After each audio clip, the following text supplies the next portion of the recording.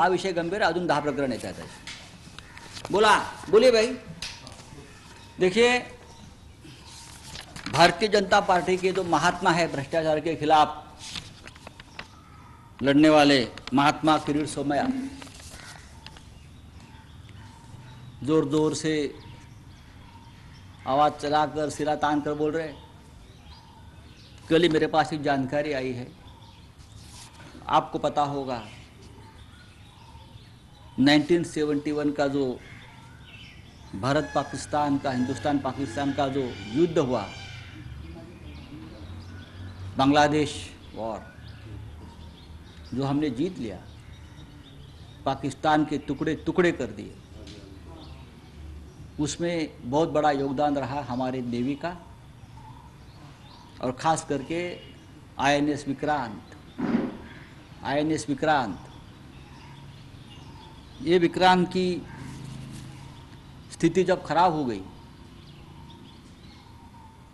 उसको मेंटेन करना मुश्किल हो गया, तो कुछ लोगों ने मांग की हमारे देश के कि आईएनएस विक्रांत हमारी राष्ट्रीय सुरक्षा का सबसे बड़ा अभिमान है, उसके ऊपर आने वाली हमारी जो पीढ़ियाँ हैं उनके लिए एक म्यूजियम बनाएंगे कि किस तरह से हम युद्ध लड़े थे और जीते थे. वो युद्ध पोत थी. तो लेकिन 200 करोड़ के आसपास उसके लिए जो फंड चाहिए था वो सरकार या केंद्र सरकार दे नहीं सकी. महाराष्ट्र से और पूरे देश भर से उसके लिए मूवमेंट चला. महाराष्ट्र से हमारे सभी पार्टी के नेता दिल्ली में आते थे. उस वक्त के डिफेंस मिनिस्टर एंथोनी हो या प्रधानमंत्री जी हो, सबको मिलते थे. उसमें अर्थात किरीट सोमैया भी थे. अगर सरकार की तरफ से हाथ खड़े कर दिए कि ये नहीं हो सकता है, तो महात्मा किरीट सोमैया ने एक मूवमेंट चलाया कि अगर सरकार के पास पैसा नहीं है, सरकार भिखारी है, तो आईएनएस विक्रांत के लिए बचाने के लिए जितना भी पैसा चाहिए वो मैं इकट्ठा करके दूंगा. 200 करोड़ 300 करोड़ के आंकड़े बड़े बड़े लेते थे. उसने महाराष्ट्र की और देश की जनता को आह्वान किया, और पूरे महाराष्ट्र में और महाराष्ट्र के बाहर भी अपने वॉलंटियर्स के साथ सेव विक्रांत के टी शर्ट्स और जर्सी डालकर मुंबई के एयरपोर्ट्स, मुंबई के सभी रेलवे स्टेशन, मुंबई के सभी इलाके, वहाँ एक मूवमेंट चलाया पैसा इकट्ठा करने का.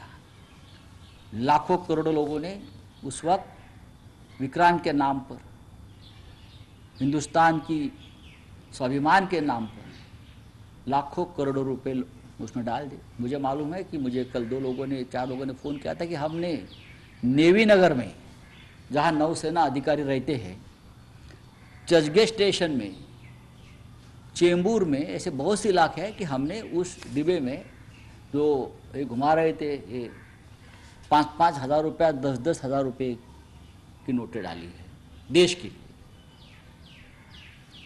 मेरे हिसाब से मेरे पास जो जानकारी है 50 करोड़ से भी ज़्यादा रकम उस वक्त ऑफिशियली जमा ये लोगों ने की.